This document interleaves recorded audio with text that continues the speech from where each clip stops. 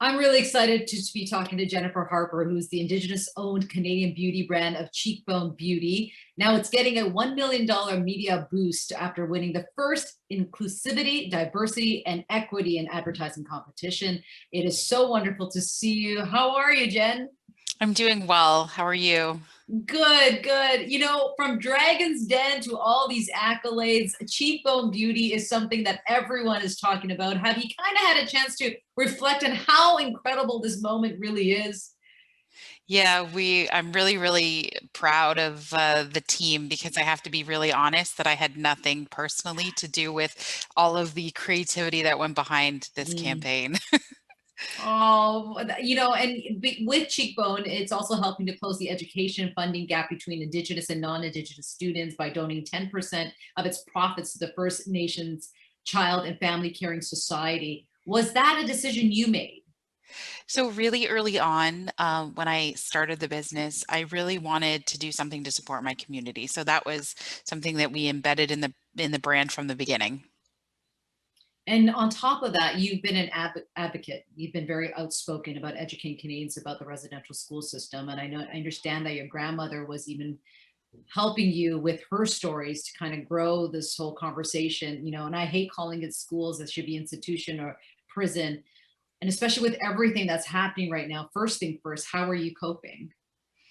Yeah, I think grieving, much like the rest of our community, and trying to it's interesting. These are things we've already known that Yeah. existed. So I Mhm. think it's taking on the emotional weight from everyone who didn't.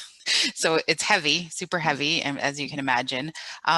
But yeah, the beginning of the brand was really me in this sort of reckoning with myself and my family's history, Mhm. and me learning about my grandmother's experience.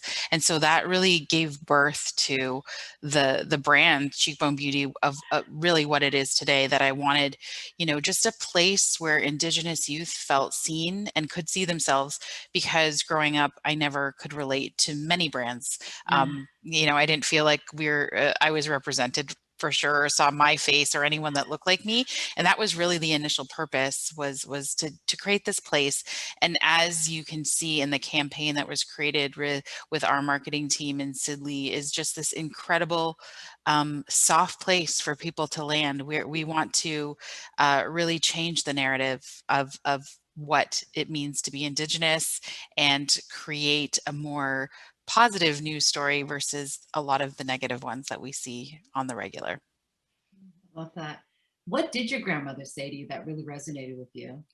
So unfortunately, my grandmother had passed away before I actually ever really got to know her on that kind of level, which was really heartbreaking, because everything that I've learned about her, she was such a strong woman. She left residential school, and she actually taught my entire family. My dad and all his siblings Wow. are Anishinaabemowin language, so they all speak that fluently. My uncle Gabe is actually a professor at the University of Minnesota in Anishinaabemowin. So I can, and she wasn't a very tall woman. She was like 4 foot something, and I Mm. just picture her, thinking that no one's going to rob that from her. So Mm. she went home and made sure when she was raising her children, they were raised with their culture and their language. Mm. And cheekbone beauty, where did the name come from?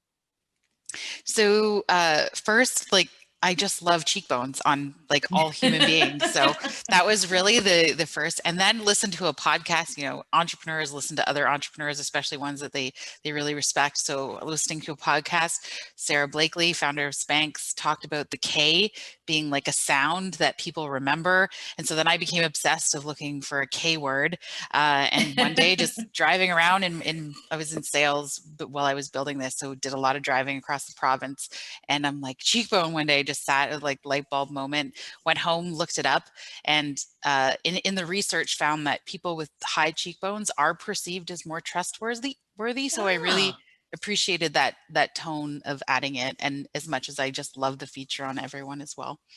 how has the response been with the community that this brand exists for them? Oh, wow. So it's absolutely incredible from the beginning how we grew this just really loyal group of people, and it's not just Mm. Indigenous, which is beautiful. This is Oh, the most beautiful thing, and I think that as a founder that I'm really, really proud of. It's people that see and saw, I guess, our beauty and wanted to be a part of helping Indigenous kids see themselves. And so I get tons of direct messages. We've have over oh. the years emails from an adoptive mother who adopted a native little girl, and she was white. And when she purchased our product, our postcard, we've always used Indigenous models from the beginning. And her little girl came home from school that day, saw these 5 models on the postcard, and was just like, "Mommy, they look like Mm. me." And Oh. she literally took a postcard to bed with her. And I realized after getting that email just how powerful it is. Like when you see it, you can be it. And I think Mm. that that's been just the work we've been trying to do as a brand from the beginning, is just helping people see their potential. And being a founder and being this, in this business, how do you define success for yourself? Well, yeah, that's a I always look at Mhm. success as it's there's of course this like real, I Right. think, worldly version, but for me it's just being Mhm. happy. I just want to wake up every Oh. day and be happy and feel joy. Not all the time, because we know that's not totally possible, but just waking up every day and feeling good about the job I have, my family, friends, community, Mm. all those things. Jenn, you are absolutely amazing. Thank you for what you're doing. And I can't wait to try one of your lip gloss because I was reading up on all the different colors you have, and I can't wait to get my hands on it. But thank you so much for everything you're doing and being an advocate and using your voice. Really appreciate it. Thank you. Have a good evening.